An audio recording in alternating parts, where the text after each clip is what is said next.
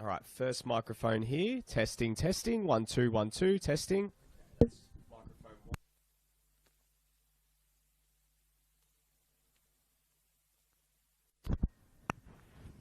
Testing, testing. 1, 2, 1, 2. Testing, testing. Yep, perfect.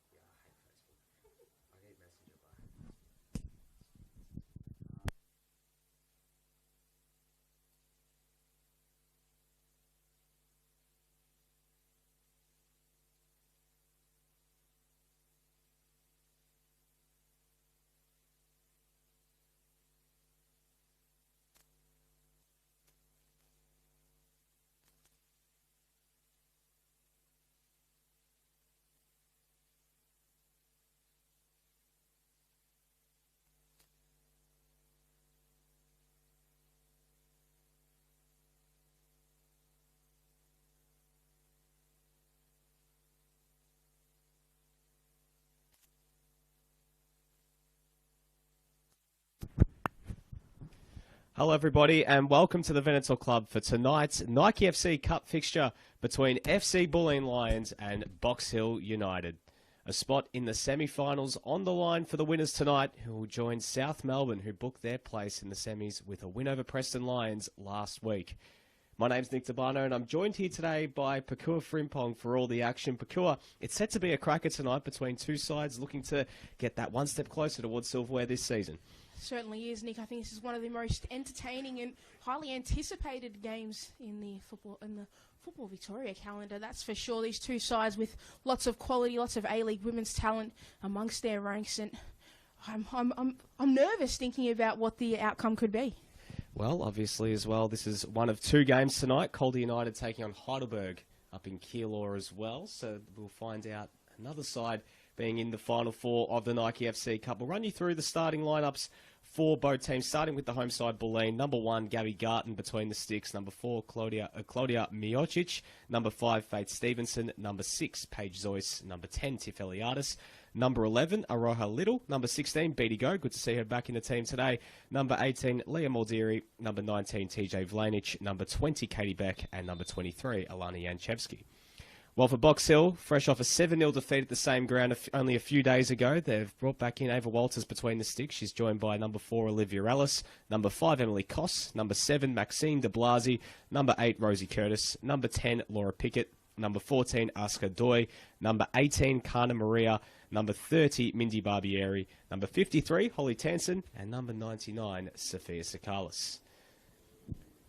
Well, Pakura, a lot on the line for Box Hill, especially after having that 4-game winning streak, losing 7-0 at this very ground only on Saturday. A chance for them to potentially turn things around tonight after what would have been a devastating loss for them against a team who are top in NPLW this season.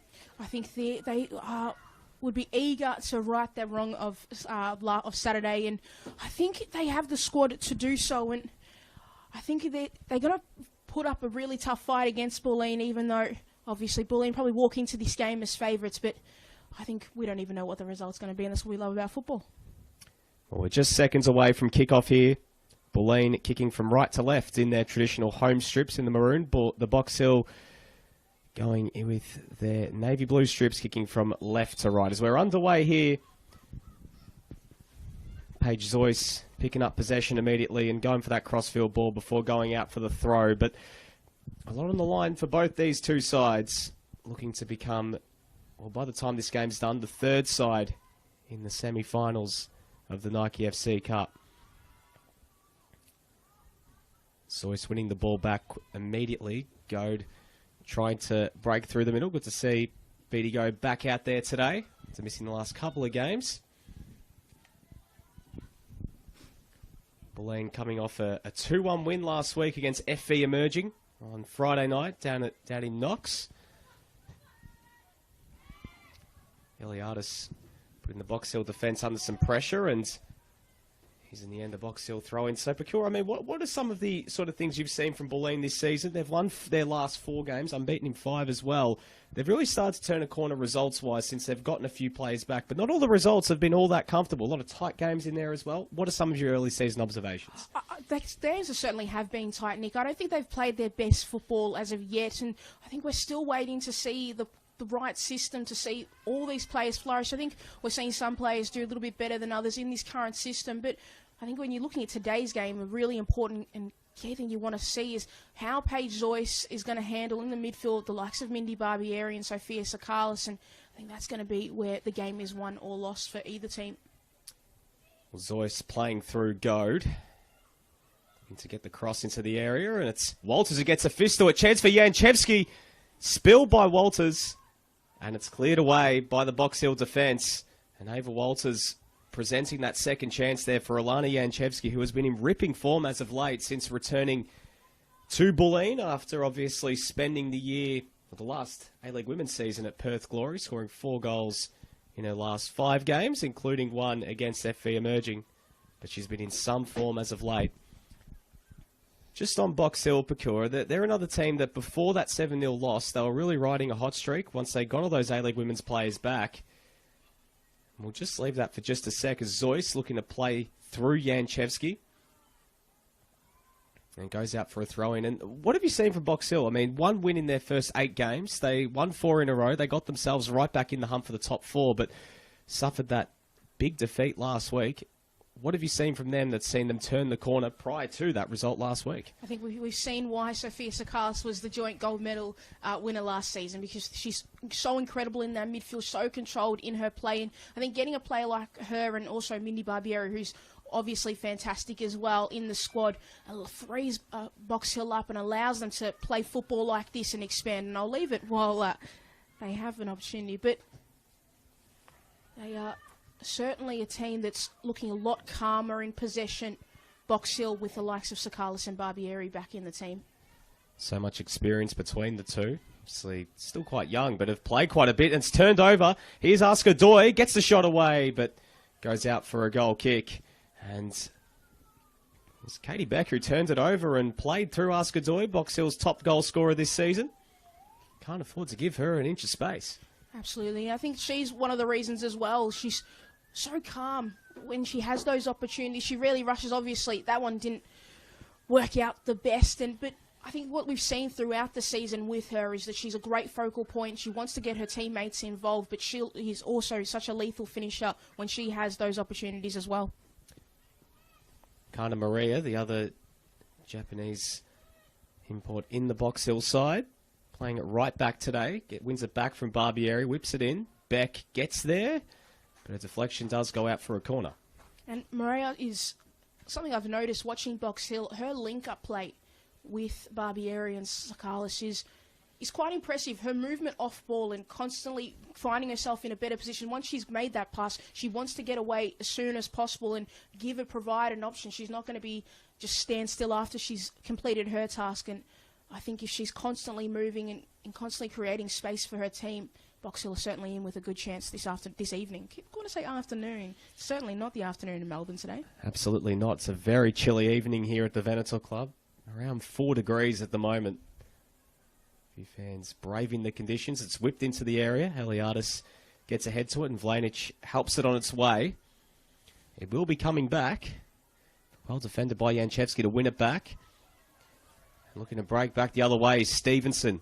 She can keep going here, but it's scouted by Liv Ellis, who gets across and puts the ball out for a throw-in.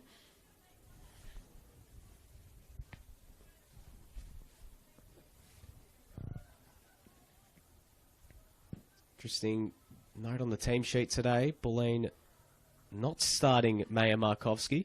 Instead opting for a bit of a different front line. Looks like Tiff Eliadis leading the line. We do know that a while ago she was the MPLW Golden Boot winner as a teenager playing for South Melbourne. So goals are definitely in her kit bag. Maya Markovsky, who has been starting the majority of the games since coming back to MPL action. So we just wait here. Looks like... Sure what's really going on here at the moment down this far side, Pakua. I think something was thrown over, but I couldn't exactly spot what it was. And I think they have to go and get it back. Not quite sure what it was. Yeah, maybe some littering rules were broken, Nick. Not quite sure. But nonetheless, play will continue from this throw. Maldieri assessing her options. Goes short to Vlanic. Need to play it centrally, but it's cleared away. That's not the best of headers. Oscar Doyd gets on the end of it. Zoyce doing well to track back. Miocic helps it on its way to Garton. Going with the flick on Eliadis. Lovely first touch, but good defending there from Pickett. Maria shays off her and out for a throw. So, KG opening here, the Veneto Club. One chance of real note for Alana Janchevsky. So far, still 0-0 as Tansen looks to play through Oscar Doy. What have your observations of Doy been this season, Peculiar? Not only Box Hill's top goal scorer, but if my maths is correct, she's second in the Golden Boot. Obviously, there is a chasm between first and second, given the form of Correa Aquino, who scored a hat-trick against Box Hill on the weekend. But what have you seen from Doy this season? She's been really good, Nick, and as I said before, she's a great focal point. You know, that's what you want from a centre forward, ability to be able to play off their teammates and get them involved, have to hold it up, and also be good when they need to finish as well. And particularly think back to a game against Calder a couple of weeks ago. She was clinical in her finishing, and that's the kind of opportunities as this ball's about to be played in. It's just a little bit too far out. A bit too much on that. It's cleared away by the Bulleen defence. Janchevsky on that far side, turns it over. Box Hill again looking to break, but Miocic will just let that ball run a little bit, and that ball will go out of bounds. Star-studded Bulleen team, to say the least. Claudia Miocic, one of the players in this team with A-League women's experience. Quite a few familiar names for those watching on who haven't actually seen Bulleen this season. You're wondering the likes of Beatty Goad and TJ Vlanich are doing out here today. Certainly, I might even call them Melbourne Victory Light. Well, there, a lot of Melbourne Victory players. they are in this squad, and certainly a quality place to pick players from, that's for sure. Well, either they're current or former Melbourne Victory players in the case of an Alana Janchevsky or a Maya Markovsky. Even on the other side as well, Pecure, we've got Rosie Curtis and Emily Koss playing for Box Hill. Emily Koss as well, unfortunately released from Victory as well with Markovsky. And of course, Sophia Sakalis and Mindy Barbieri as well in the side too. A lot of quality out here today. Here is Curtis on that left-hand side, looking to break. Sorry, it's Koss. It's well defended, and Miocic is there to just clear that one away. Not entirely, and audacious first-time pass there just rolls all the way through to Walters. Be a lot of pressure on Ava Walters' shoulders this evening with coming in as the goalkeeper replacement. And not an easy game to come into, and replacing Camilleri. She's been good throughout the season, obviously not playing this evening, but want to see that she does really well, and hopefully her backline can protect her and give her as many opportunities to show her skill, and actually not have to show her skill. That's the goal of the goalkeeper, really. You don't want to have to do too much. Lovely work from Sakalis. Beautiful through ball there to Maria. Maria in some space. Stops, props, cuts inside, looking for Doi. It's cleared away, but that pass there from Sophia Sakalis. Eye of the needle stuff. Bulleen looking to break back the other way. Vlanich, it's not enough on it there for Eliadis. You want to frame that pass. And if that pass was beautiful, and it's just a skill that she's got. Sophia Hanging Sakalis. in the Louvre, Pecure. I think maybe for her, she might say, I've got a few better ones. She might not want to hang it in the Louvre just yet. Well, she had some lovely bits of skill on Saturday. Despite the 7-0 loss, Box Hill had some moments where they did threaten the Burundara defence. At one point, they actually were the better side. But a turnover there. Here is Koss. Looking to push the pace down this left-hand side. Defended by Stevenson.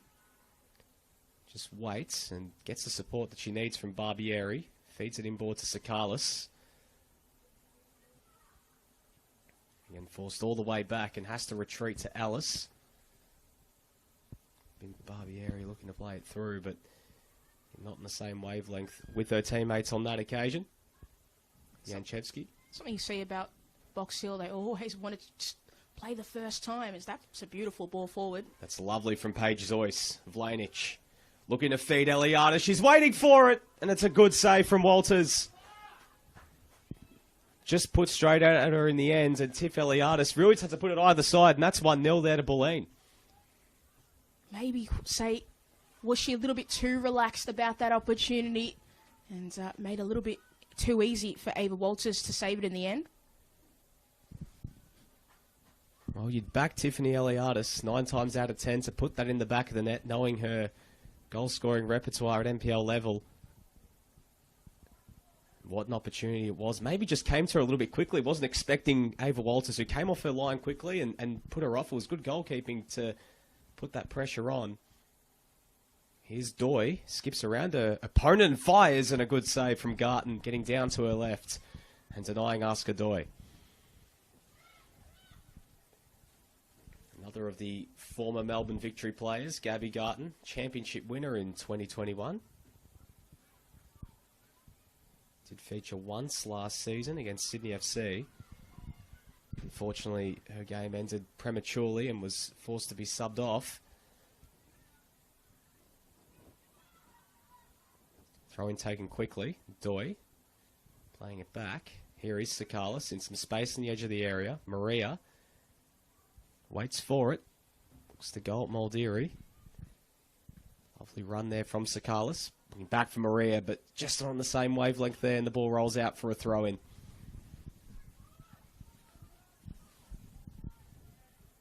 Just a lot of pressure being applied from Box Hill on Bulleen's defence, and they're struggling at times to get it out of their own defensive half. And I think that's the way Box Hill are going to have to play if they're going to win this game. They're going to have to be on the front foot, have to press and not allow Bulleen space, because if they do have space, they'll be able to cut them open. Barbieri. Maria looking to play it through. It's turned over. Moldiri happy to retreat all the way back to Katie Beck, and Bulleen can reset.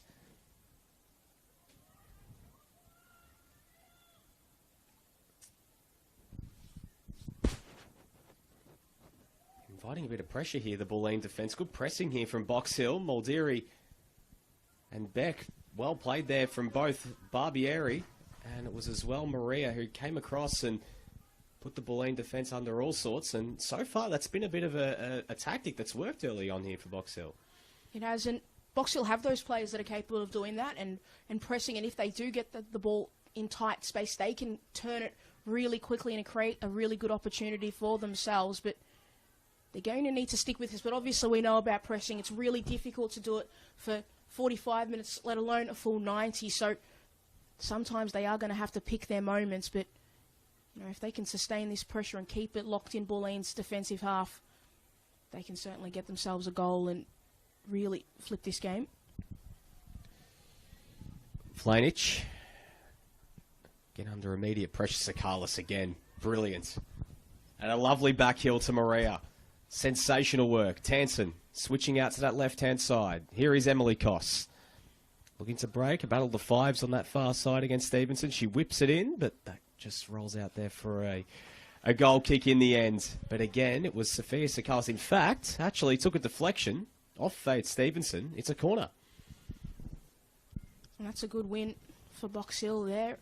Getting a reward for that pressure, because the more opportunities that you have, ultimately the more likely you are to score a goal. But having Emily Koss in this side out there, I think she's a very explosive player and she's quite physical as well. So if she gets those one-on-one opportunities, she can look to bring it in and cross it in. And obviously that cross took a deflection, but she does have that capability of putting it on the head of one of her teammates. And Box Hill are certainly a team that can and like to do that. It's like a bit of a set play here from this corner. Instead, it's just whipped in to the back stick, and it's Koss who was waiting for it. Her header rolls all the way out to the other side. Tansen goes at Vlanich. Feeds it back to Maxine de Blasi. Going to feed it in, but it's not cleared. Koss fires, and it's an easy save there for Gabby Garton in the end. A bit of sustained pressure here from Box Hill. Maxine de Blasi into the starting 11. Didn't start against Burundara, but looking for maybe a bit of a change in that back four with her inclusion into the side. Emma Langley, one of the players to drop out of the team today, looking for maybe a bit more of a defence-first approach from Box Hill instead of having that extra attacker out there. Eliadis looking to feed through Vlanich. Was cut out. Maria. And Tansen looking to get in behind. Another one of the inclusions into the starting 11. Showing some great composure early doors. A heavy touch there from Curtis, and it's turned over. Zoyce feeds it out to that right-hand side. Little cuts in. Feeds through Eliadis, but the flag goes up. Saved anyway by Walters, but lovely bit of work there from Aroha Little to play through Tiff Eliadis, but just that inch offside there. Yeah, a good move going forward. It was It wasn't the quickest, but it was very controlled in Bulleen's movements, and with that pass from Paige Joyce out to Little, and then Little's composure to cut back inside and use a little bit of skill. Can obviously see what they were trying to do. Eliada's just a little bit too quick with that movement, but there's the things that Bulleen are going to have to do if Box Hill are going to have to continue to press them. They're going to have to look at these opportunities when they break forward to capitalise on them. So, see what they can do here. That's a lovely ball. Sakalis making the run, but again, that just skids past her, and Garton comes off her line and wins it. Sophia Sakalis, one of the prime movers in NPL Women's Victoria. Gold medal winner last season. One of the rising young talents really in Australian women's football. One to certainly keep an eye on. Spent last season at Perth Glory. Janchevsky, who was her teammate at the Glory, looking to feed through Eliadis, and she will get it back. Plays it out wide to Vlanic, and the flag does go up, and it's another offside.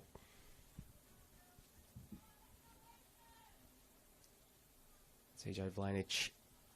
I will say, I think that it looks like Maxine de Blasi's having a little bit of issues with her shin guards, because I think they've come out about 4 or 5 times in this game. I think maybe it's time to get some tape out and just tape them back on. Well, I've seen a couple of times where the ball's been in play and she's actually been holding the shin guard in her hand as plays continued. And imagine just playing 18 minutes or just about 19 minutes like that certainly isn't ideal. No. So Box Hill playing with 10 for the time being. Ellis feeds it through, but Zoyce cuts it out. Little, Eliadis, lovely touch, feeding it back to Little. Zoyce. Switch out to that left-hand side. Finds Vlanic, feeds Janchevsky. She's in behind, crosses it in. Eliadis is waiting. Just eludes her. And that is all because Maxine de Blasi is unfortunately not on the pitch, and Canna Morea had to come across because she looked over and there was no one there, and she had to sprint across, and that second of no one realising that there was nobody there allowed Bulleen to have that space and get that ball across, and they were very unfortunate to not get that ball into the back of the net, because it was just a little bit of miscommunication from that Box Hill team to not reshuffle themselves in time, and now they're really struggling. Here's a turnover. Eliadis got the shot away, but it's deflected into the path of Walters, who makes the easy save in the end. And Box Hill playing with fire a little bit. De Blasi's back out there now. But you think in those moments when you got Templecoy, you're playing safety first. Just for those goal kicks, you just send it long. Don't even bother trying to play out with one less. Yeah, absolutely. And I was a little bit surprised that Rosie Curtis wasn't the one to drop further back, and Maria kind of occupy that space that de Blasi usually would, but it's just a little bit of miscommunication. They didn't get time to really organise themselves before Bulleen were able to go forward, but for them, all important, no goals were scored, so it's all calm at this stage. Just over 20 minutes played, still 0-0 here at the Veneto Club. This Nike FC Cup quarterfinal. Looks like Beattie Goad is also set to receive some treatment on that far side. She's just standing where the Bulleen bench is. Pickle juice, Nick. Fixes everything. Hopefully she's all good to continue, but for the time being, now Bulleen down to 10. On that Bulleen bench today, Alex Natoli, Maya Markovsky, Alana Byrne, Caitlin O'Brien and Grace Taranto as Barbieri getting some space. It's not the cross they were looking for, and that does go out for a goal kick. It was Maria. Mishit that one, and in the end, that opportunity doesn't come off there for Box Hill as Beattie Go getting ready to come back onto the pitch.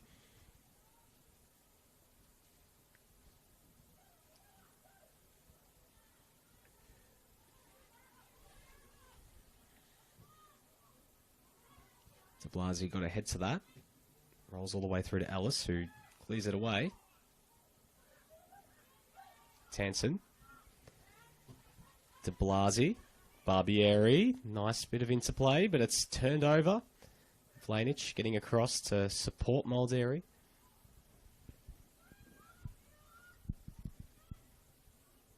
It's a good ball over the top from Iocic, and it's Goad looking to get in behind, putting de Blasi under all sorts of pressure. Actually, it was Alice, and the ball goes out for a corner. Edie Goad been a bit quiet so far.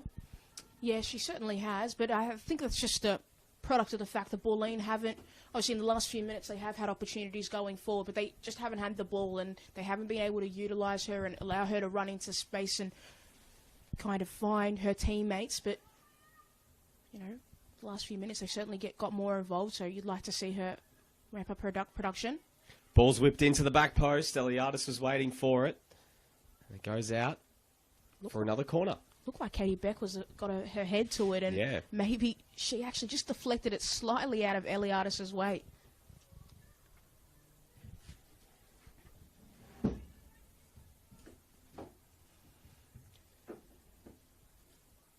So Zoyce coming across to take it.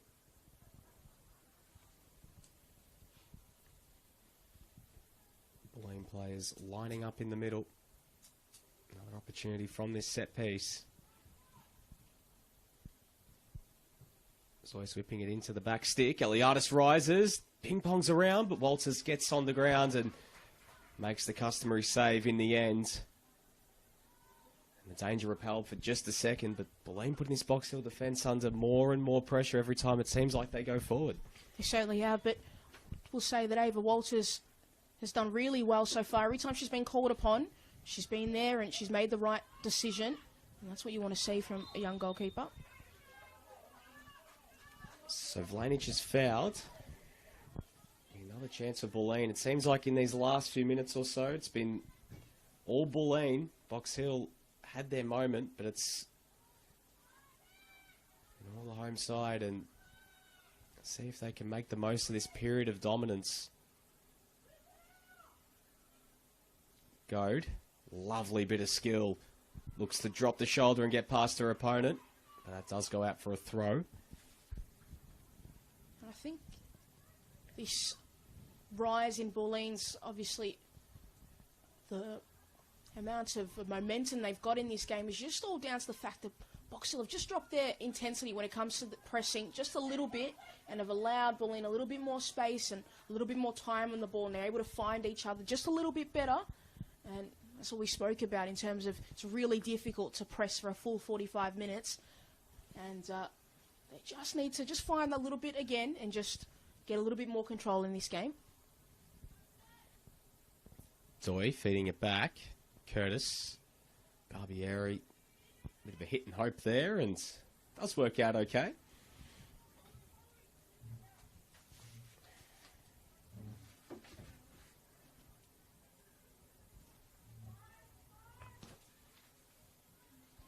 Ball looped into the area from de Blasi. Sakalis tried to get the flick on, but didn't work out. Bulleen can break back the other way and just eludes Vlanich. Out for another throw-in.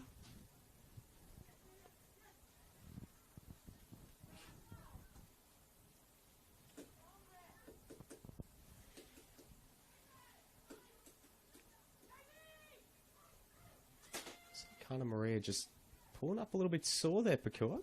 Yeah, it looked like that little just collision with Mulderry.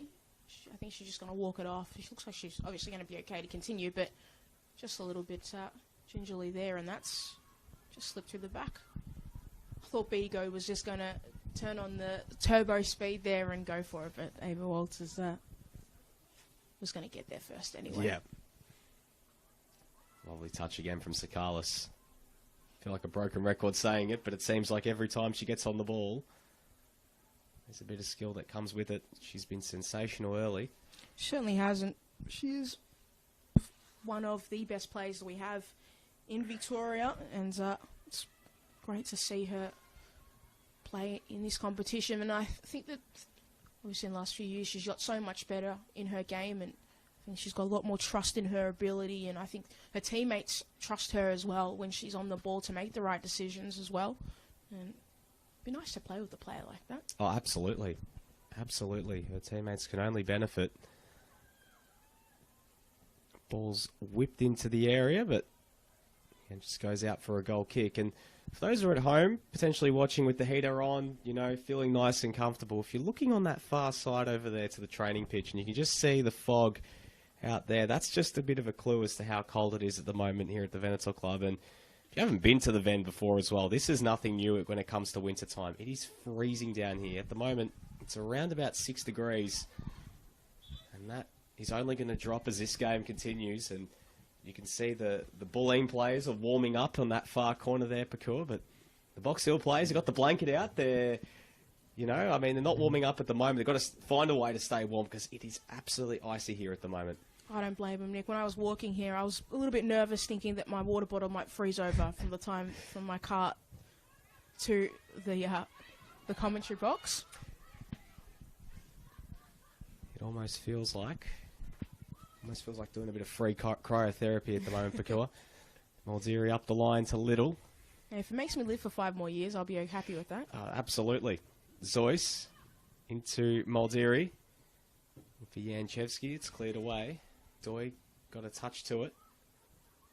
Still looking to contest Yanchevsky. Great strength. She just fires from range, and it slipped all the way through. And Bulleen take the lead. Alana Yanchevsky making the most of an unfortunate mistake from Ava Walters. And Bulleen Lions take the lead just after the half-hour mark here at the Veneto Club. Or just before the half-hour mark, sorry. Yeah, and that's really unfortunate. She's been having such a good game so far, and I just think that bounce just took it a little bit, just caught her a little bit, and now just a little bit unfortunate for Box Hill in the end, and now they're going to have to regroup and not have a repeat of the weekend.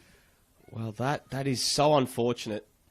That one moment, which really you'd hope for Box Hill's sake, doesn't spiral, because last week when they conceded 1, things turned around quite quickly. I mean, when it was still 1-0, they kept coming, but after it went down to 2 just before half-time, then 3 after half-time especially, the heads dropped, and it just felt like there was a chasm between the two sides out there, and last thing they can do is drop their heads again.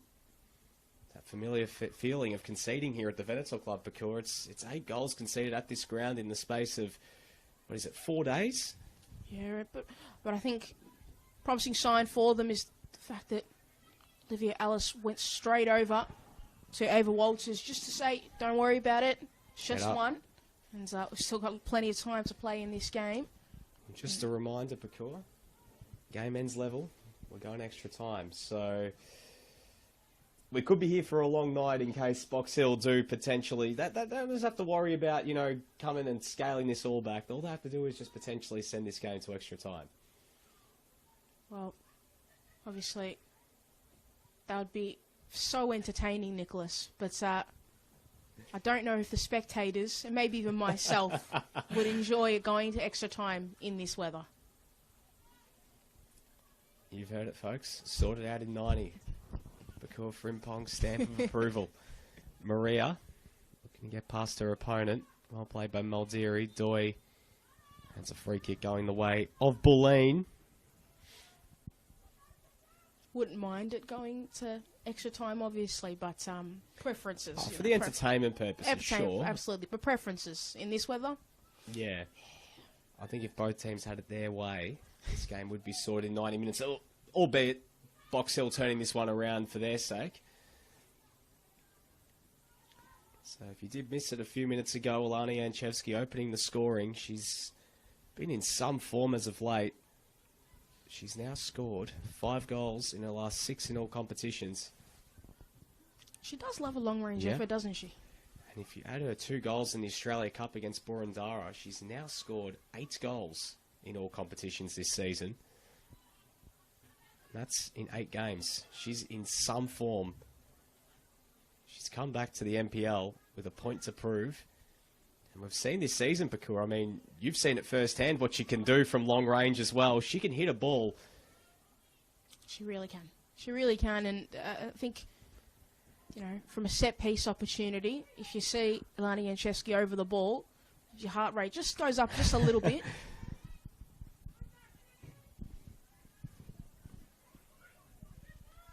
Sakalis going to play it through. Stevenson gets across. Goad. Cuts inside. Little to Eliadis. Gets the shot away, and it's a good save from Walters. In the end, the shot sort of came out of nowhere. It was in more of a crossing position, but she saw the opening. Thought, why not? It's a good save in the end there from Walters. Yeah, really good save, and that's one way to build your confidence back up and just get yourself back refocused into this game. But a really good save in the end from Ava Walters. Well, good to see that she's not mulling over the earlier mistake and she's focusing on the job at hand. Corner here for Bulleen. Danger not completely averted for this Box Hill defence. It's whipped in. We've seen that a couple of times where Bulleen are just going to put the ball just right on top of Walters, and they're going to crowd the area and make it really difficult for her to get a clean look at the ball. So a really good opportunity for Bulleen to score if they're going to continue to do that, and something the Box Hill are going to need to be alert to.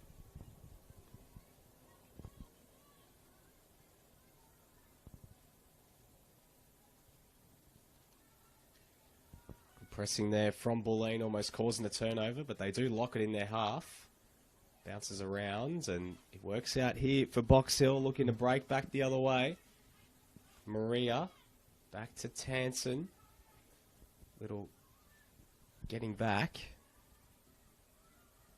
Maria whips it in. Garton collects, easy as you like. From Gabby Garton. It's the benefit of having a player so experienced between the sticks. You know, she's always going to, 9 times out of 10, she's going to make the right decision and put her team in the best position to win the game. Well, as we know, the winner of this game into the semi-finals of the Nike FC Cup procured, joining South Melbourne, who got that win against Preston. You saw them firsthand last week, and they're actually going to be Bulleen's next opponent next week in the league, back here at the Veneto Club. But we'll leave that for just a sec, as Eliadis is looking to get forward. But her cross goes out for a goal kick. I mean, what did you see from South Melbourne last week? They've been one of the more impressive sides here in NPLW this season in terms of their results. A 2-1 win against Preston in the Cup, a bye this weekend in the league. But what can Bulleen expect, especially next week when they do return to NPL action next Monday? Well, I think So we'll leave that for just a moment. Eliadis fires. Walters makes the save. Yeah, I think the last time they played was against Preston in the Nike FC Cup, and it certainly wasn't their best performance in the competition. I think maybe they were deserving of the win, but a little bit fortunate in the way it came about. But I think they're a side that are really good on the ball, got some really smart players there, and defensively they're relatively sound. And it'll be a tough matchup for Bulleen. They'll certainly need to be at their best if they want the 3 points. Maria waits for the support and gets it in Tansen. Cross doesn't get past the first defender. Eliadis dropping deep to receive it. Plays it out wide to Vlanich. Just happy to slow things down a little bit. I will say, Nick, I think a player that's going to be really happy so far he's got to beat Liam Alderi. That one-on-one contest with her and Maria has been lively, and she's won most of the time throughout this game as it's gone on, and we know that she likes to go forward, Maldiri, but she's doing really well in the defensive part of her role. So I know she plays as a fullback, but she does get forward a lot and is involved in a lot of Bulleen's play.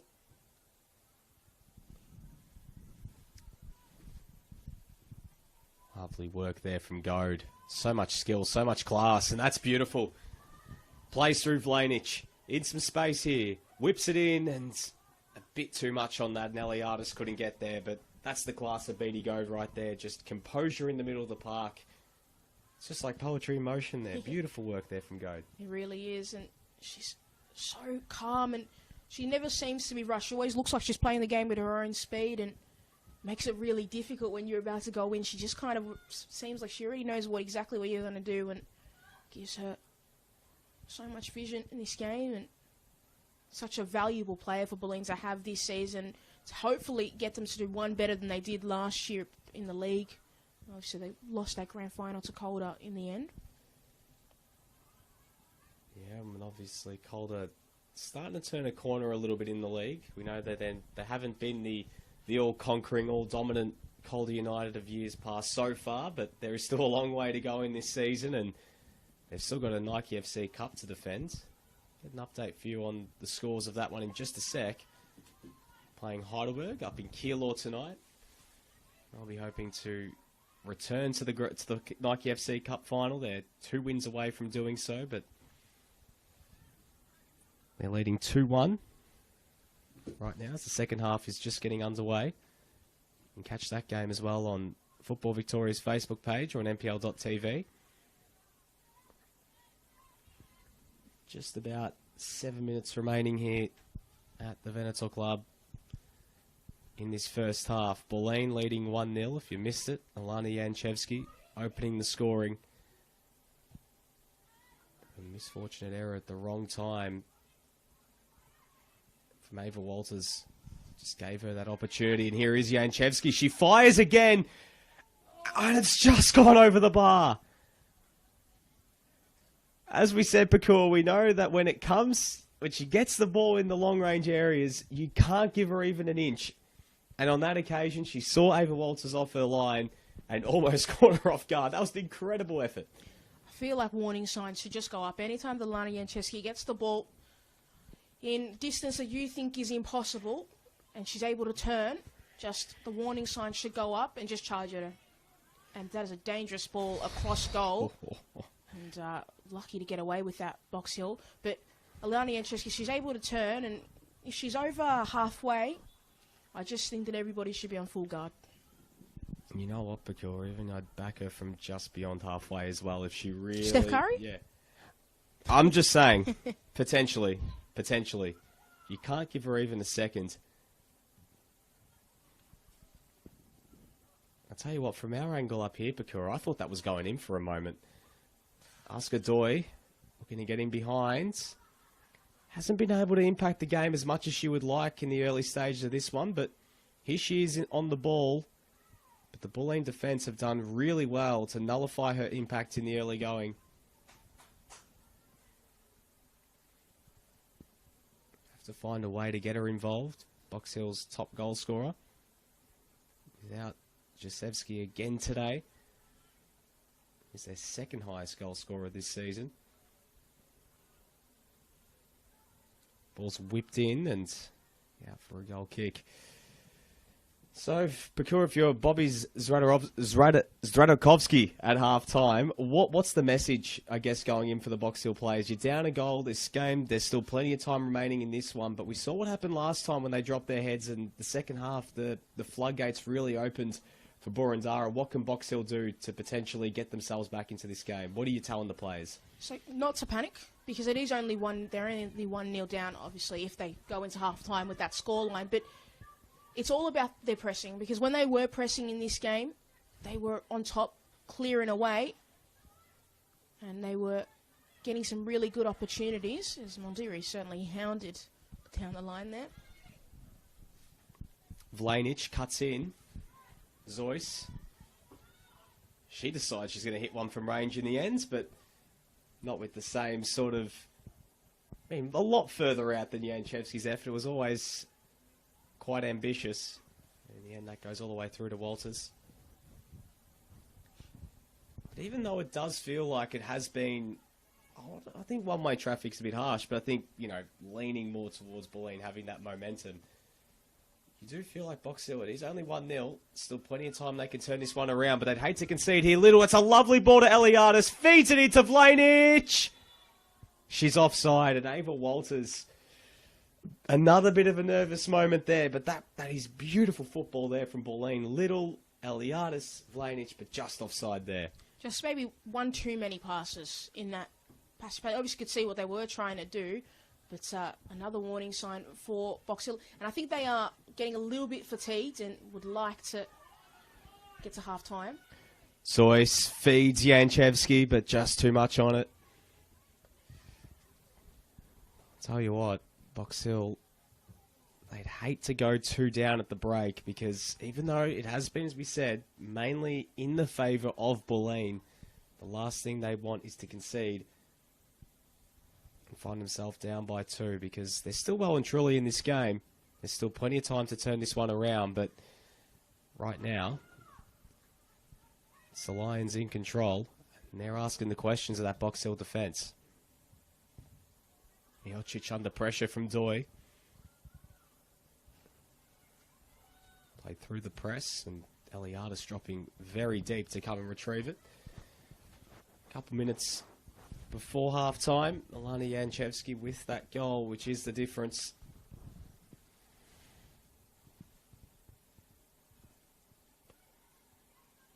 Here's Stevenson going to get forward, and ball rolls out for a throw. Foul given away there by Miocic around the halfway line. So a minute and a half here, plus added time for Box Hill. Can they conjure up a rare opportunity in the latter stages of this first half? And just looking, Pakua, just looking behind where this Box Hill free kick is taken, that fog has just increased as this game's gone on. And I'm very grateful that I'm not on AstroTurf right now with that fog, because that seems incredibly painful, and pain is not something that I like. Ball is whipped into the area, and Zeus is there to clear it.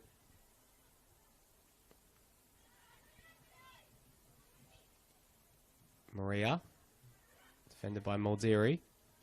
Janchevsky plays it back for Moldiri. She had the right idea, and it still might work out, but does go out for a throw-in to Box Hill.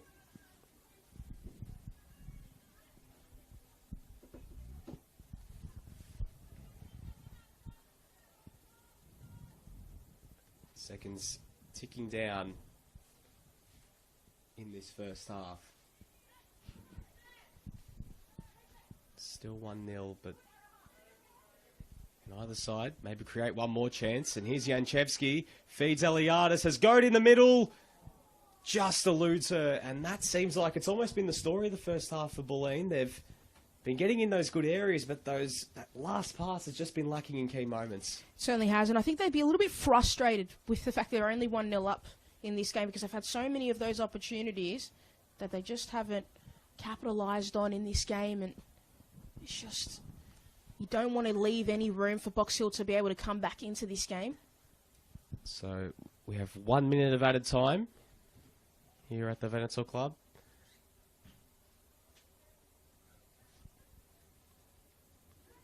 Maybe one last chance for the home side to add to their 1-goal lead.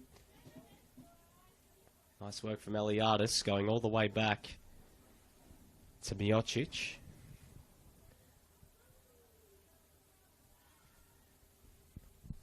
Ball went out of bounds, and looks like finally the referee gets the system referee's call. The ball definitely went out.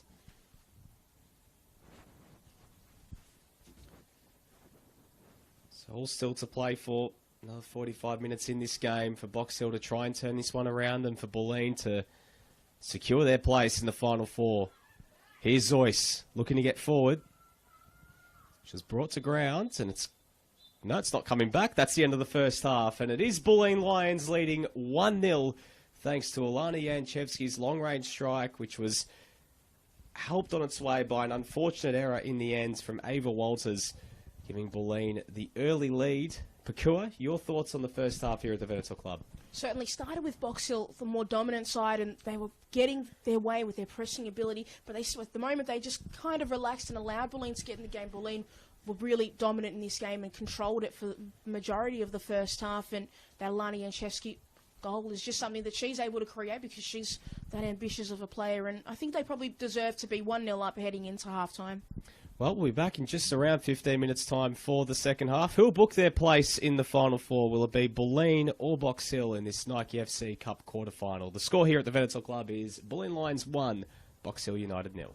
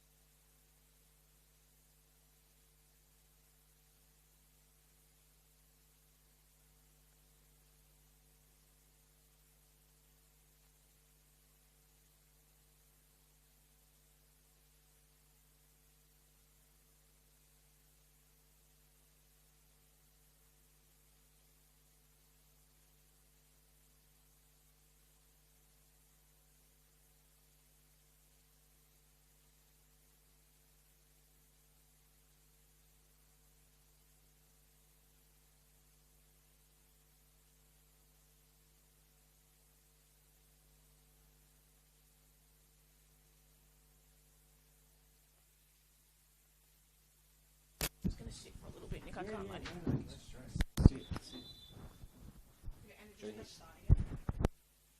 Just reset. Oh, what? Just reset, yeah. And then when the game starts, just press start. Oh, okay. We don't do the full 90. Just go 0 to 45. I have not worked out how to do it all that. Ready?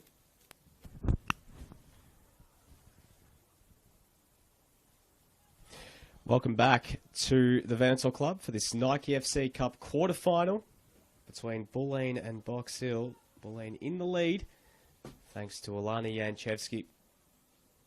In the home side, the lead, and 1 foot inside the semi-finals, where they're hoping to join South Melbourne, and one of Calder United and Heidelberg, and of course, one of Casey Comets or Essendon Royals, playing the other quarterfinals, so we'll have at least one Victorian Premier League side in the final four. But we're underway here. Bulleen kicking from left to right. Box Hill right to left. Bulleen in their home maroon kits. Box Hill in their blue kits today. Nick Tabato and Pakua Frimpong here to take you through the second half. Pakua, what are your thoughts? What can we expect here in this second half? I mean, expecting more of the same. Can we see Box Hill looking to try and take the game a little bit more to Bulleen as they look to try and get back in this one?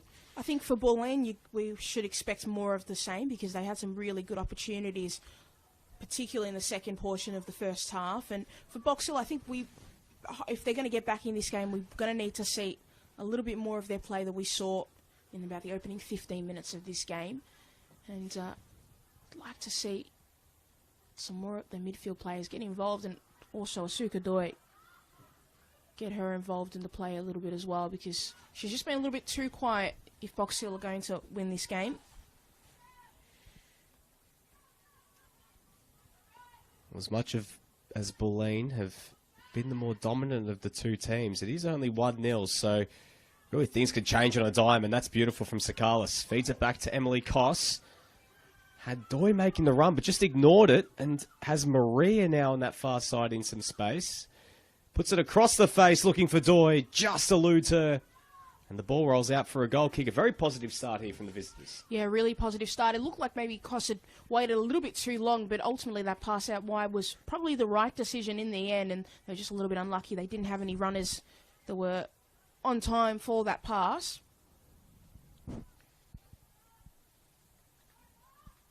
Really solid starts this second half out of the gates for Box Hill.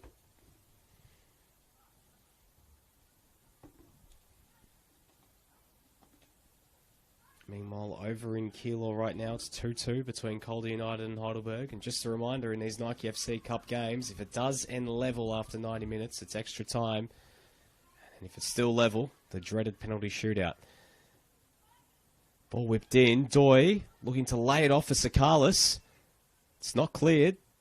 Janchevski looking to clear it away. It's a poor touch. Eliadis looking to kickstart the counter-attack.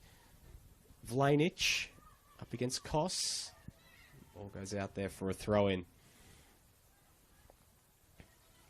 The other quarterfinal happening tomorrow. We'll find out the final four after that as Vlanic whips it in. And coming off her line is Walters. Hasn't dealt with it entirely.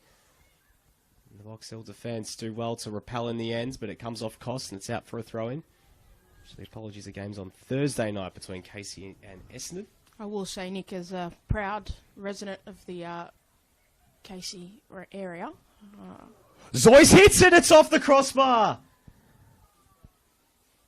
That just came out of nowhere. Muldiri strikes, it's spilled, and Eliadis tucks it home. And it's 2-0 to Bulleen.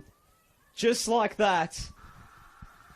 Box Hill came out of the gates. They put them under some pressure, but in the blink of an eye, it's 2-0 to the home side. Yeah, it was really unfortunate once again for Ava Walters. And we were just speaking about Casey Comets, and that shot from Paige Joyce was much like a comet. It just came shooting through. But that was really unfortunate. And now it's going to be an even tougher hill to climb for Bulleen, particularly with the confidence that, Box Hill, especially with the confidence that Bulleen are playing with right now. And they're going to have to restart again. A little bit too eager to get going again, Box Hill. Well, if you are watching this game or you are one of the Box Hill players that are out there and they are sensing maybe a bit of deja vu, it does feel a little bit like last Saturday against Boroondara where they conceded right out of the gates. And remember what happened next. Box Hill really have to steady the ship and not let the floodgates open from here, because it feels like Bulleen have got all the momentum, and Beatty Goad is looking to take it herself. Feeds through Eliadis, but maybe just a bit too much on it, and it rolls out for a throw-in. But really unfortunate because Ava Walters, another spill in the lead-in to the Bulleen goal. Eliadis gets her goal. She's been in the right spots, has lacked maybe a little bit of service, or well, not really service. The ball's just sort of eluded her at times, but she was in the right place at the right time to tuck it home. And it all started with what you mentioned, Pecure, an absolute rocket from Paige Zoyce, which really came out of nowhere, caught us off guard. Well, she does like to shoot, Paige Zoyce, and sometimes maybe she shoots too much or she doesn't shoot enough, but it all stems from that shot. And this Bulleen side, I'd like to see a competition between Alani Janchevsky and Paige Zoyce, some long-range efforts. Maybe Janchevsky walks into it as favourites, but I think it'd be an entertaining contest to watch. You know, Pecure, I don't mind it. Maybe they get a bit of a crossbar challenge going. Half-time show? Yeah, maybe. Or from grand final week, maybe we can get a bit of a, like how you got the All-Star week in the NBA, you got the three-point contest and the slam dunk contest. Maybe we can have our own sort of skills challenge down here in NPL in both the men's and women's competition. Yeah, it would be a lot of fun, that's for sure. You put money on both Janchevsky and Zoyce to be right up there amongst the favourites, that's for sure. Garton restarts play from the goal kick. Eliadis brings it under control. Tansen. Maria. Again, eludes her teammates. And Miocic looking to get play moving quickly, but too much on that one as it goes out for a throw.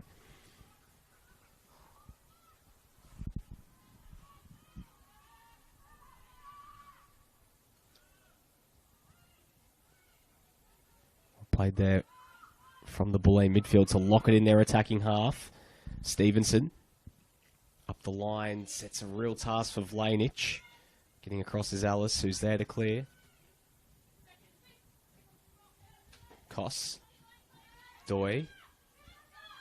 Going to go centrally, and call from her teammates goes ignored. She tried to potentially create a bit of extra space. She gets play moving to Sakalis. Lovely skill, worked her way out of the cul-de-sac, but the pass didn't come off. And she's fouled. A lot of familiar faces for Sophia Sakalis on the opposite side, especially Alana Janchevsky, her Perth Glory teammate. Koss whipped into the area. Eludes them all, but Maria's waiting at the back post. She does get there, looking to play it to Barbieri, but slips at an unfortunate moment, but better there from Box Hill. Certainly was, and just a little bit obviously unfortunate getting probably a boot got caught in the crown and just slipped. And but that's what you want to see. You've got to be a little bit more bold, Box Hill. You've got to just go for those opportunities because you need a goal as quick as possible just to unsettle Bulleen and really amp up the pressure in this game. And the longer it goes, it just stays 2-0. The calmer Bulleen feel that they'll get the 3 points, they'll make it to the semi-finals. Ball's looped over the top. Koss is waiting for it. She brings it under control. Her shot's deflected, and Garton makes the save. Bulleen looking to go quickly. Zoyce immediately contested by Barbieri. Feeds it to Janchevsky, now Vlanich. Back to Janchevsky. Will it sit for her? Walters comes off her line and clears it out for a throw-in.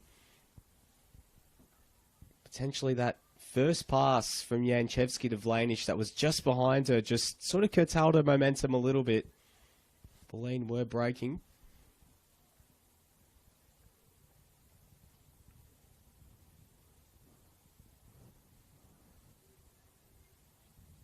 Stevenson with the throw. And a little, seems like she handled it with her arm, and Walters gets her arm to it to make the save.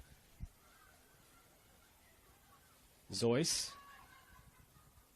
Back out to the left-hand side. Ball is looped in towards Eliadis. It's out for a goal kick. So first we had the call for the handball there. Oh, Little looked like she definitely handled it.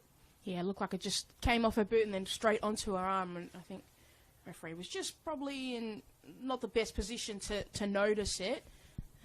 But obviously Box Hill are very happy that it didn't end up with the ball being in the back of the net, because then they would certainly have some things to ask the referee. Looking to play out from the back, and it's almost turned over. Comes off Lanich and out for a Box Hill throw-in.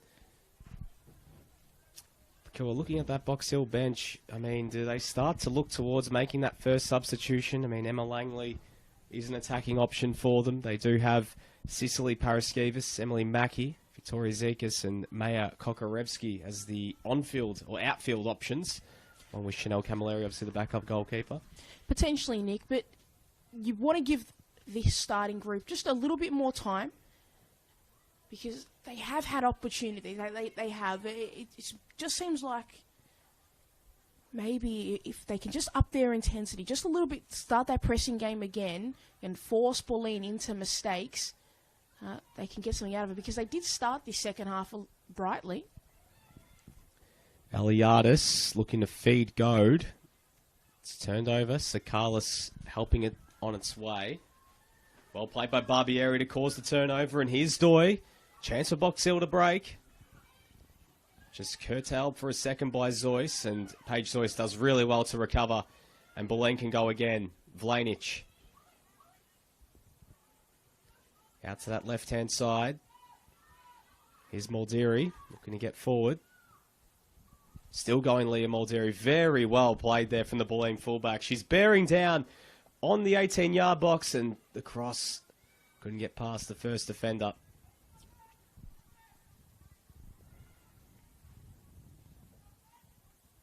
Box Hill do well to repel and look to break the other way through Doi, but it's again turned over.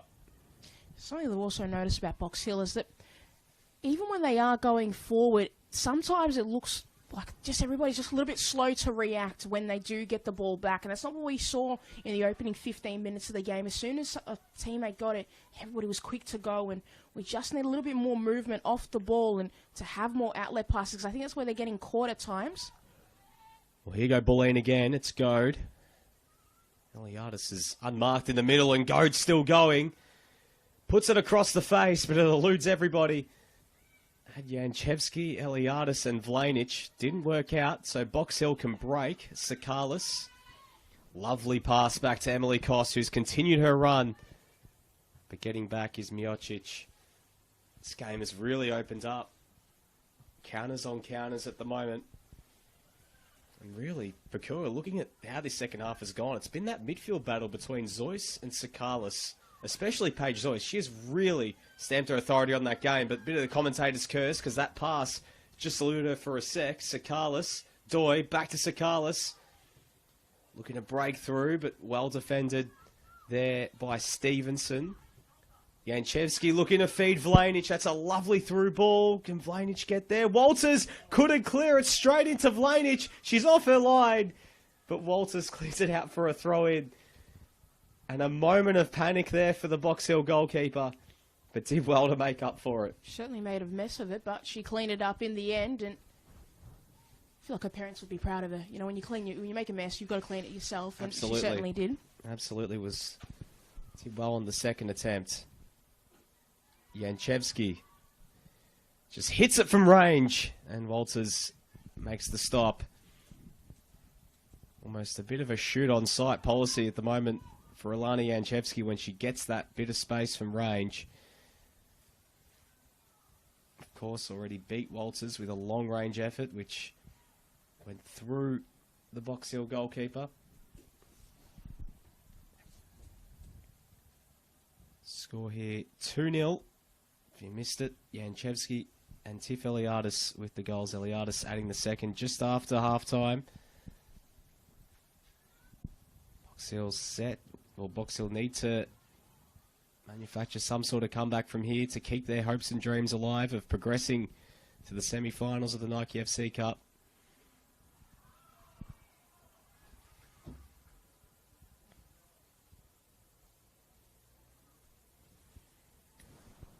Meanwhile, over in Keilor, an absolute thriller at the moment. Calder United have retaken the lead against Heidelberg.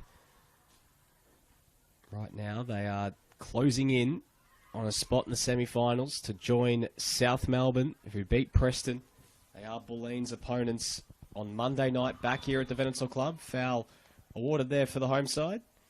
A busy week, really, here at the Veneto Club, Pakura. I think that this is the third game they're going to have in here on this pitch in the space of 9 days. Another game here on Friday night in NPL2 with the men's sides, Melbourne City against Preston, and of course Bulleen's women's side back here to take on South Melbourne.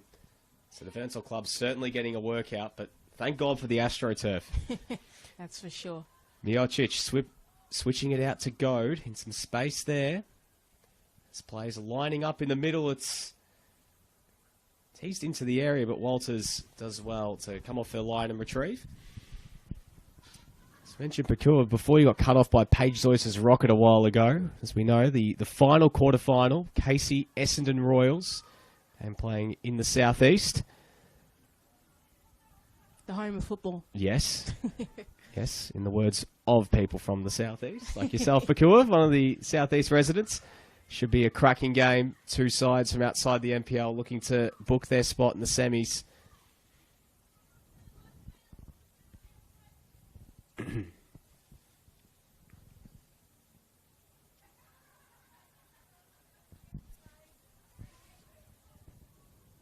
Just over an hour played here at the Veneto Club. I feel like if Box Hill are going to find or mount a bit of a comeback, it's got to start soon. Right now, Bulleen have been able to just take the sting out of it a little bit. As Garton sends it long, Koss wins the header. Doi hops it down to Sakalis.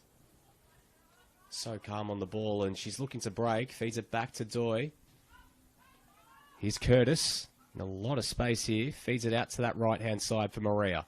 What can Box Hill do here? Support from Tansen, but instead takes it herself. She whips it in. Stevenson clears it away. And now Bulleen looking to break through Yanchevsky. And she's stopped by Maria. Beck. Lovely flick from Yanchevsky. Bit of ingenuity. And she goes in and cleans up Maxine de Blasi. And it's a free kick awarded there for Box Hill. Don't get in the way of Alana Yanchevsky. And she goes over to check if Maxine de Blasi's all good after that collision. She certainly wants another goal. Just maybe a little bit too eager for another goal just then. Well, Pakua, her goal rate at the moment in all competitions is quite incredible. She's up to now, I believe, if my maths is correct, in all competitions, 8 goals. Yes, actually, no, it's 7 goals in the space of 7 games in all competitions. And looks like Maxine de Blasi just getting some treatment. Just might be a little bit winded. Yeah. Which is never fun. No, especially in this weather, Pakua. No. You ever been winded before, Nick? I have been winded plenty of times, and it's not nice. First time it happened to me, I thought I was going to die. Yeah. But I'm still here. So yeah, you're still here. You're right next to me, unless you are AI or something here, Pakua. Lucky enough to call the ITFC Cup quarterfinals. I'm still here. It isn't a nice feeling whatsoever, and you do wonder if potentially Box Hill's hand might be forced and look to make that first substitution. Just a reminder on the bench for them: Emma Langley, Cicely Paraskevas, Emily Mackey, Victoria Zika, Chanel Camilleri, and Maya Kokorevsky. So you do wonder if Maxine de Blasi is going to have to come from the field. She is, at least for now. So Box Hill will have to play with 10 for the time being. Yeah, she looks like she's in a lot of pain. Certainly, you factor in the collision, but also this weather, Pakua. I mean, in this weather, everything hurts that little bit more. Absolutely. And so see what they want to do to change it up. So it's Pickett who sends it long, but Sakalis handles it on the edge of the area. So we'll see in a matter of moments whether Bobby Zodarovsky looks to make that substitution.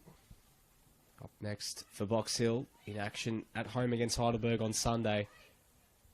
Shapes as a really important game for both those two teams who are who really have to get points and get points now if they want to stay in the hunt for the finals. Eliadis, Little, looking to play through Goad, and coming off her line is Walters, but the flag is up, and it's offside, and I think Ava Walters might be a bit fortunate there, because Beatty Goad, it looked like she may have gotten there first. And who knows what could have happened there, but the flag was up for the reprieve for Box Hill.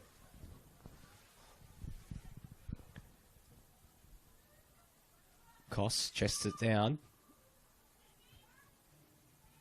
Janchevsky brings it under control, and it's just sort of ping-ponging between the back fours at the moment.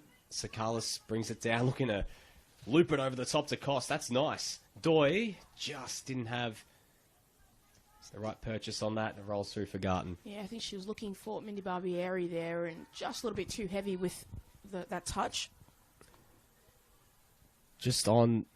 We'll leave it for just a second because Bulleen are just broken out of nowhere. Muldeary looking to feed through Eliadis, and Ellis clears that one behind for a corner. Walters couldn't keep it alive. Another opportunity here for Bulleen to potentially deliver the hammer blow to any sort of comeback here for Box Hill. And it looks like we are going to get a substitution. And it looks like it is going to be for Bulleen. It's going to be the end of the game for Leah Muldeary. And she's going to be replaced here. Getting confirmation of the substitution. It will be Alana Byrne coming on here. Sorry, Caitlin O'Brien and Alana Byrne. So it'll be a double change here from Bulleen. Also be TJ Vlanich coming off here. Just couldn't quite see the substitution board from where we were at here, Pakua, but there we go. There's the double change. So Caitlin Friend making her first two changes of the game here for Bulleen. Still both Grace Taranto and Maya Markovsky on the bench as well for Bulleen at the moment. Ball's looped into the area. Walters comes off her line. She spills it. Still a chance here. So O'Brien looking to whip it into the area. Her first touch since coming on. Still going down that right-hand side, but Barbieri's there to clear it away. It's not a bad ball at all. Sakalis looking to get forward down this left-hand side. She backs herself against Stevenson, gets inside her. Brilliant play from Sophia Sakalis. Goes herself and just puts it wide. And calls for a foul from the crowd. Go unrewarded.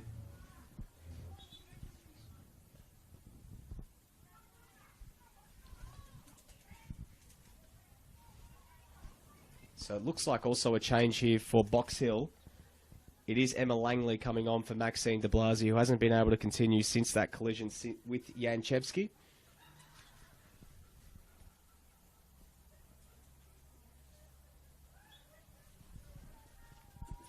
So also just confirming as well, it was Leah Muldeary who's actually staying on the pitch. Aroha Little has been taken off for Bulleen alongside TJ Vlanich. Is looking to feed it through. Goad. Again, offside. Walters coming off her line. Flag is up on that occasion. Bulleen just keep on coming. They want that third. They want to put this game beyond doubt. One more, you think, should be enough.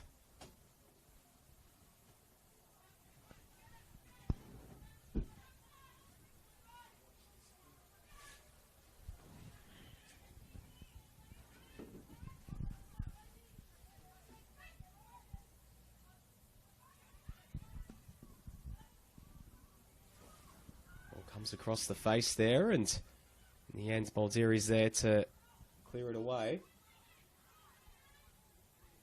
Box Hill do well to lock it in their half.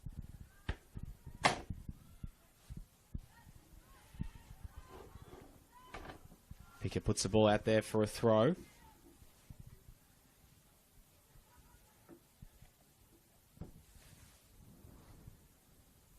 Close to 70 minutes played here. Still 2-0 to Bulleen.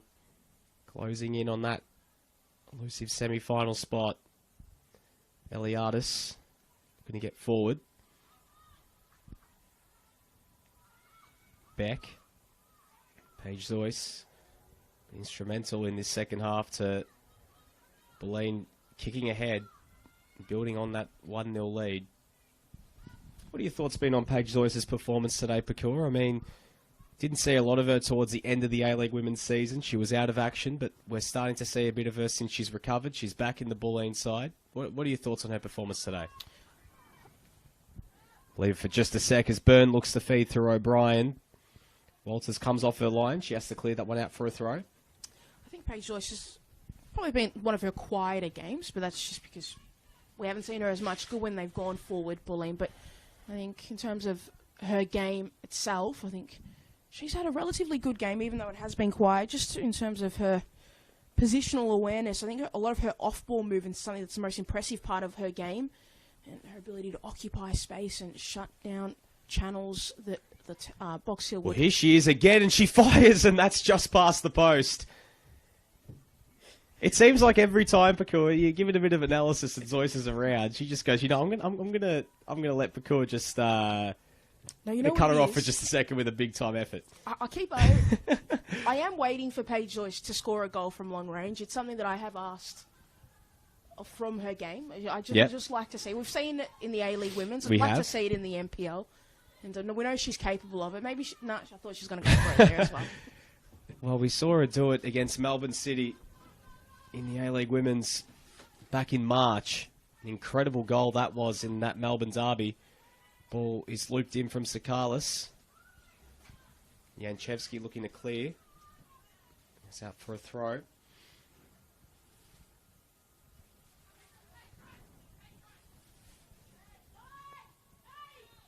Doi. Immediately harassed. I think it's really been Zoyce's defensive efforts as well, Pakua. Just glides across, just provides that bit of extra defensive stability in that Bulleen midfield. So integral. But can hurt you going back the other way. It's not an all-action number 6 kind of game. She can really do it all. Almost in the best sense. She's almost like, to use an Italian term, Pakua, a regista, if that's the best way to describe it. Almost plays, if you're going to describe like any player, almost a bit like Jorginho. I think that's a nice player. As an Arsenal fan, I'm not mad.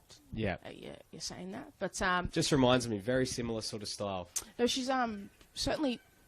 If you watch her, she always looks so calm, and she's never looks rushed in the game, and it's something that's improved throughout. And I think that's something that will continue to get better. And once it does get better, you'll see her get more minutes as Emily Koss just does a little cheeky nutmeg there of Faith Stevenson. But I think if that part of her game and her passing get even better, we'll see her play more minutes for Melbourne Victory.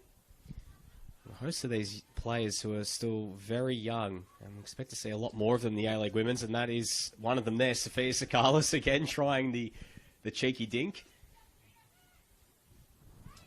I did like the cheeky dink, but maybe in that situation, if she got that opportunity again, maybe that pass to Emily Koss out wide would have been the better option. Janchevsky looking to feed through O'Brien. Goes all the way back to the goalkeeper. Eliadis locks it in there. And O'Brien was offside. Another one of those players to really keep an eye on next season, Pakua, is Alana Janchevsky. Former Melbourne Victory, now Perth Glory attacker. Someone who has a massive future, Claudia Mihalcic, another Perth Glory defender who we can expect to see a lot more of in the seasons to come. So really, this is the future of our game, the future of the A-League Women's. A lot of these players right now, and I'll tell you a few of these players who potentially, I think, are good enough to make the jump as well if the opportunity comes. Yeah, they're certainly good enough to even play for the Matildas. We'll see a lot of these players have played young Matildas, junior Matildas squads as well, and wouldn't surprise me at all if we saw them wearing that gold shirt in the future as well. Well, we know in the case of Beattie Goad, she is the Captain Matilda out there at the moment. Obviously, this week, Tony Gustafsson naming his provisional squad for the FIFA Women's World Cup, which is only a month away. Such an exciting time for the game here in Australia and New Zealand. Sakalis goes to ground. Free kick there for Box Hill. You can certainly see Sophia Sakalis trying to force it a little bit more, trying to push the tempo and push her side forward. And if any player can do that, it'd be her and Mindy Barbieri, who's over the ball at the moment. And she's definitely just gained just a couple Extra yards there. You see Tiff Eliadis going straight over to her former Melbourne Victory teammate and saying, just bring it back a little bit. I will say it was quite blatant, that step forward. Yeah. She didn't disguise it very well. But well, she's probably trying to say, well, I fell forwards, and like if we're gonna measure it properly, the furthest part of my body was at that spot, but the foul clearly happened those couple steps back. So, anyways, the Bulleen players get their wish, and Barbieri, it looks like she's actually sizing this up for a shot, Pakua. Here we go. Mindy Barbieri hits it, and that was always rising, and it's out for a goal kick. A very ambitious effort there from the Adelaide United midfielder. Certainly ambitious. I think if it was on an angle, she maybe would have set her teammates up, but I think if you're straight out, why not? Why not? If you're 2-0 down, you've got to try everything at this point. 2-0 down, just under 15 minutes, plus stoppage time to go in this game. Meanwhile, Calder United through to the semi-finals. A 5-2 win in the end against Heidelberg United. So 2 of the 4 sides locked in. Bulleen, 15 minutes away from joining them. Unless Box Hill can turn things around. Doi, Sakalis, lovely touch. She hits it from range. Sophia Sakalis! What a save from Gabby Garton. That would have been absolutely incredible if that had come off. Wow. What a hit, and that's a good stop there from Garton. Just had to have a strong hand there and did really well to deny it. She really did, and I think in the end it was probably a little bit easier for Gabby Garton because she saw it the whole way through, but it was still a really good effort from Sophia Sakalis. Tell you what, the play leading up to it, the nice flick and everything like that. Very well played there from the Box Hill United midfielder. But another chance here from the corner. Ball's whipped into the back post. Goes out for another Box Hill throw-in. Calls of encouragement from the Box Hill fans inside the grandstand here at the Veneto Club. Hoping to will their side back into this game, but that ball rolls out for a goal kick.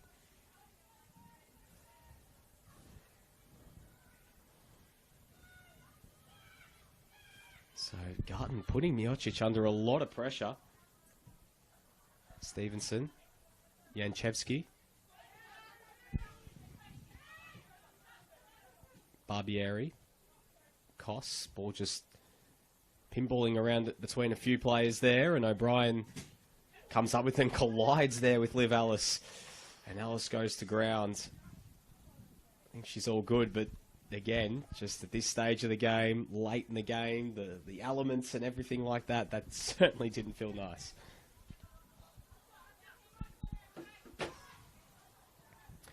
Doi. It's a chest onto it, and fouls awarded. This is a bit better here from Box Hill. It's been a good 5 or so minutes here. I think Sophia Sakalis certainly gained a few metres as well there. Yep. I don't think the referee spotted that, so they're going to take that little bit of an advantage, but we'll see what they can do. Emily Koss looking to whip this into the area. Box Hill need a goal if this comeback is going to happen. And need one soon. Koss, it's whipped in, but straight to the path of Bulleen players, but it's not cleared. Sakalis looking to get through her players, and she goes to ground in a very dangerous position here for Box Hill. I think Sakalis recognised that Alana Byrne was going to step across and just allowed the ball to roll into a really nice position and just allow herself to get fouled. So really smart bit of play there. And Box Hill are one of the better teams from set pieces. And you think this one's probably the set piece that they've been looking for. Well, you got Pickett standing over it. Barbieri's taken ownership of it. She wants it. This is in a brilliant position. Because this end of the ground at the Veneto Club this year, for at least the Bulleen's men's side, has been like gold from this spot with free kicks. Luke Lofts has made it his own. Can Mindy Barbieri do the same? Can she kickstart the comeback here for Box Hill? Barbieri steps up. On goal. Garton spills it. Still alive. And it's out for a corner. A nervous moment there for the Bulleen defence. It really was. And you think of a player of Gabby Garton's experience that would have been collected a little bit more calm. But it works out all in the end for Box Hill. And if Bulleen are able to get away with this, works out for them as well, I guess. Another chance here for the visitors. It's looped in. Doi gets ahead to it. Just wide. They're pressing at the moment, Box Hill, but with every second that passes, right now it's Bulleen that have that 2-goal lead. They need to just get one to, get things moving at least for Box Hill. You wonder if maybe they've just left it a little bit too late, Box Hill, with that pressing. And something I spoke about at the start of the second half is what they needed to do to get themselves back into this game. And just wonder, is it a little bit too late? Well, here's a chance for Bulleen. Eliadis feeds O'Brien. Can they put this game beyond doubt? O'Brien couldn't get past Ellis. Well defended. Stevenson turns it over. Sakalis almost threw the ball in to a play that was out of bounds, but Zoyce calls for a handball, not given. Barbieri. Here go Box Hill again. Maria. Whips it in. He's lining up in the middle. Miocic gets ahead to it. Sakalis helps it back on its way. Goes all the way through, and Miocic is there to clear it out for another throw-in. We're into the final 10 minutes here at the Ven.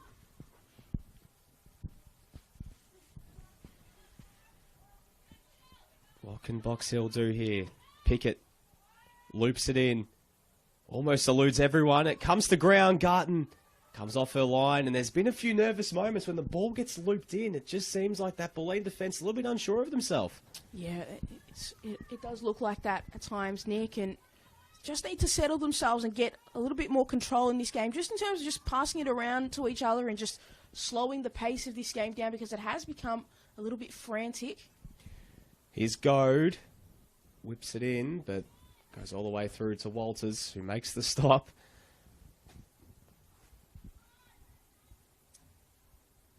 Sakalis in some space here, looking to get forward. Bit of a heavy touch, goes to ground. Free kick against Paige Zoyce, who pleads her case, but in the end, the foul was there, as referee's explaining there. Sort of swiped through and collected Sophia Sakalis.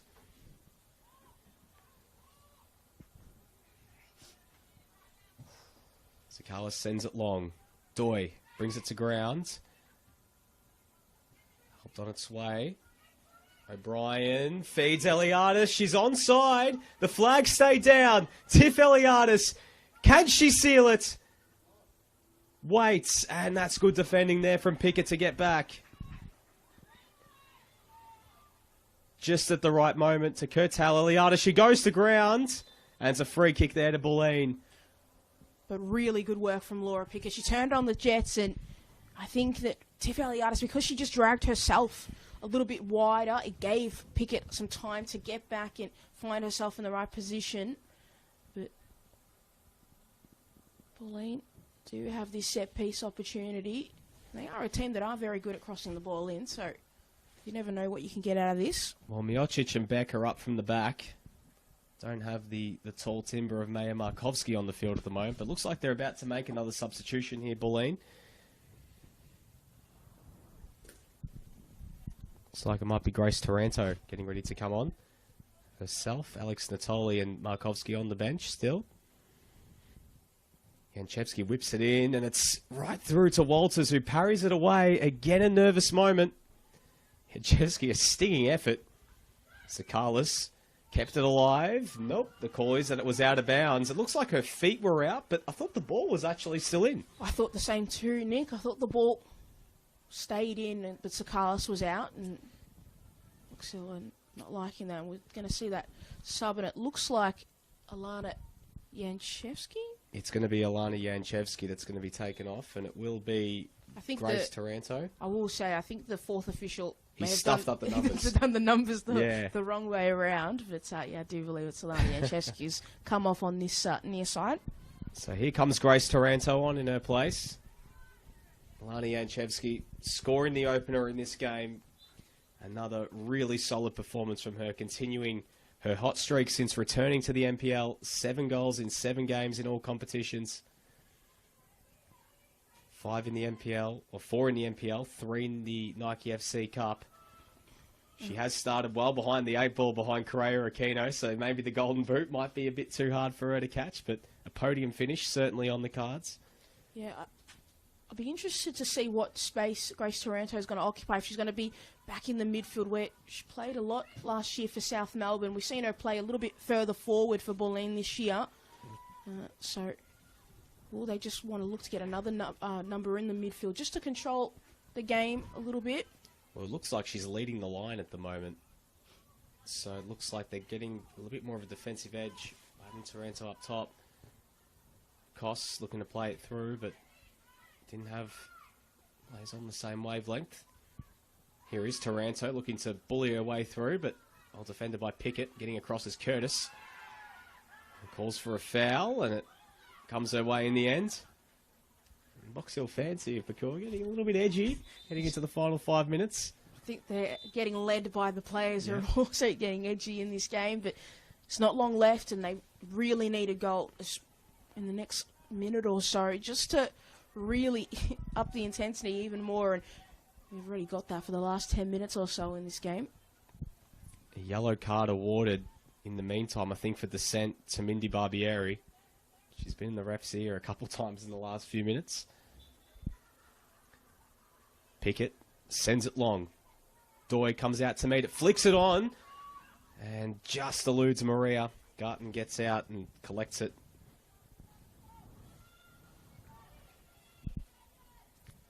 "41 minutes played in this second half. We're almost at full time. Bulleen almost in the semis. Unless Box Hill can create something out of nothing. Maria feeds through Tansen, who makes the run. Getting back is Byrne. And that ball goes out for a corner. And that's why you bring Alana Byrne on to play as the 2 sixes essentially, with her and Paige Joyce to just cover the defence. But hopefully for Box Hill, they'll be looking to see if this can actually get them back in this game. Ball looped into the area. It's not a bad ball. It's flicked to the back post. Barbieri comes out to collect. She's going to have to get it back into the area, and soon Zoyce does well to intercept. She had O'Brien making the run. She waited. Taranto comes to collect. She feeds it out to that left-hand side. Here's Stevenson, who switched flanks for just a moment. Cuts inside. Eliadis finds her play. Here's Taranto. She gets the shot away. Grace Taranto off the crossbar. Still a chance for Taranto. And it's cleared by Alice. A really good save from Ava Walters there. I think it's going to hurt a lot as well with this cold weather, but a really good save in the end. It looked like it was going to get the top corner. Words are really escaping me. The cold weather is affecting my brain. It's a cold night right now, Pakur. Grace Taranto almost catching Ava Walters off guard. Walters able to help it onto the crossbar in the end. It was a good stop. But right now, Bulleen on their way to the semis. Happy just to waste as many of these and just take as many of these precious seconds as they possibly can. Don't believe there'll be too much stoppage time.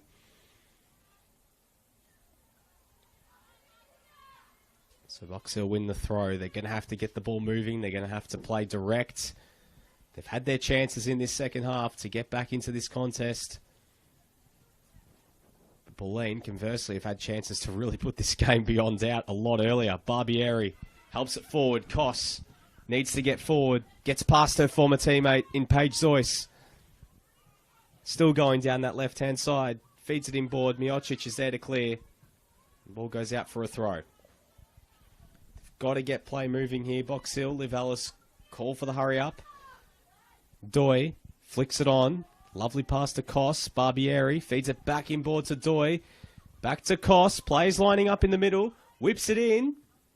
It's not cleared entirely. Sakalis making the late run. She collects it. And she's stopped there by Byrne, but it will be coming back through Ellis. Drives forward. There's a lot of space to get forward here, Liv Ellis. But getting across is Stevenson, and Ellis barrels through her. Pickett looking to drive. Seconds ticking down. Sends it long, and it's Muldeary gets ahead to it. Not cleared. Maria feeds it short to Barbieri. She hits it. Rolls all the way through. Garton keeps it alive and saves the corner. And that just will take a few more seconds off the clock for Bulleen, who should right now be on their way to the Nike FC Cup semi-finals. And will join South Melbourne and Calder United. We'll get 4 minutes of added time, so quite a bit of stoppage time here, Pakua. Maybe for the de Blasi stoppage. Yeah, I think that's where it all stems from, and I think Box Hill will be grateful for that. Well, Koss, that ball into Sophia Sakalis, and Sakalis just unaware. Pickett under pressure from Go, just has to send it long, but it's going right to Leah Muldeary. Poor first touch. Maria, going to get past Muldeary. Langley, collected by Eliadis. Ball's out for a throw.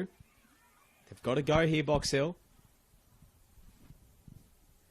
But not happy with that. They wanted to take those few extra meters. The referee on it like a hawk. If you do it once, Yeah. there's a red sign. Here's Doi. Feeds it out to Sakalis. Couldn't get there, and Garton comes off her line. If they got that through to Sophia Sakalis, she was unmarked at the back post. And Garton just happy to take her time and send it long. Byrne. Out to Stevenson.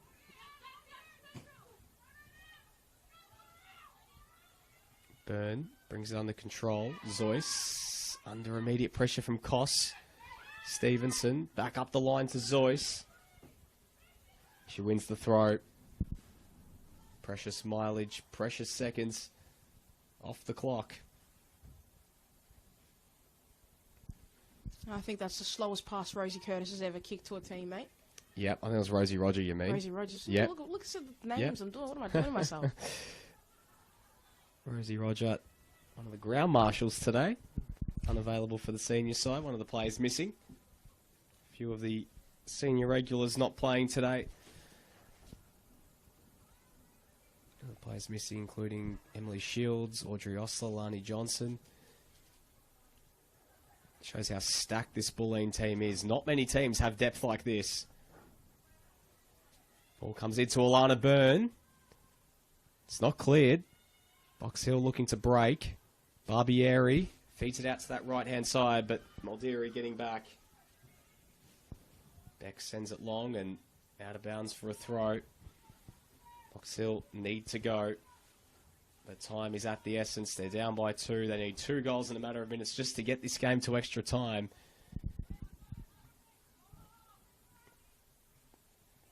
Doi. Sakalis in a lot of space in that left-hand side. She can find her. Paige Zoy's brilliant strength. Stevenson sending it long. So Walters has just got to go here. And really to no one. Katie Beck getting across to mop it up. Byrne. Again, just send forward, and it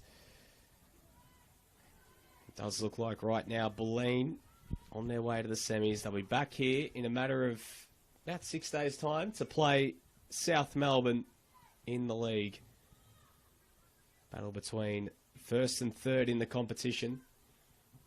While Box Hill back in action at home against Heidelberg.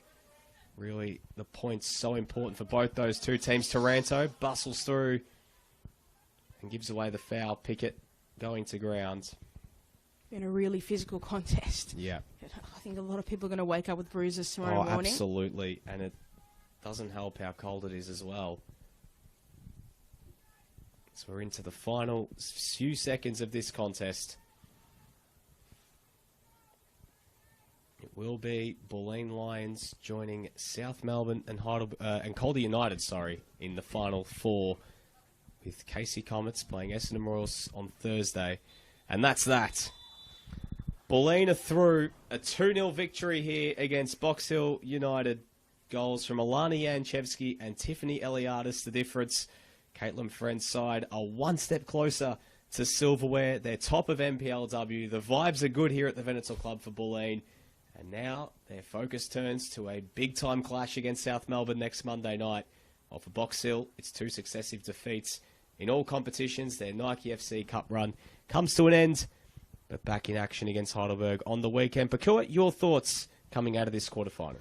Ultimately, probably a comfortable win for Bulleen, but obviously some hairy moments that got them a little bit nervous. But I think they controlled it and they limited Box Hill's opportunities in terms of having some really quality looks. I think Box Hill had some chances themselves as well. When they were pressing and on the front foot, they were certainly better in this game, but they just couldn't maintain it for the majority of the game. That's why they walk away and unfortunately knocked out of this competition. But for Bulleen, another step to getting to their best selves in the competition, and hopefully maybe for them 2 trophies this year. Well, 2 months remain in the season. It's an exciting time for the game here in Australia. Plenty of action all throughout the country and all throughout the state, and plenty more this weekend as both teams, especially for Bulleen, as you mentioned, Pakua, looking for 2 bits of silverware, and Box Hill looking to potentially make a bit of a late charge for finals. It's been great to have your company here on the Facebook live stream on Football Victoria and also on NPL.tv. My name's been Nick Tabano. Been joined by Pakua Frimpong here at a cold Veneto Club. The final score here is FC Bulleen Lions 2, Box Hill United 0.